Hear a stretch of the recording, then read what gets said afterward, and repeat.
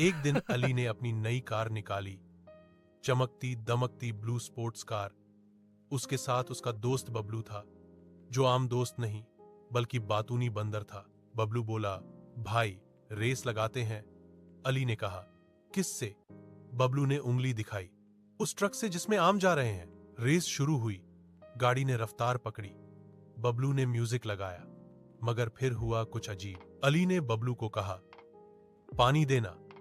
बबलू ने गलती से पानी की जगह आम का जूस इंजन में डाल दिया। गाड़ी से धुआं निकला, फिर आवाज आई, मैं अब उड़ने को तैयार हूं।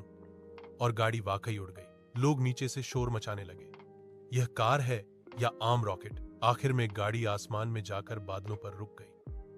बबलू ने कहा, भाई अब पेट्रोल नहीं चाहिए, बस जूस लाते रहना।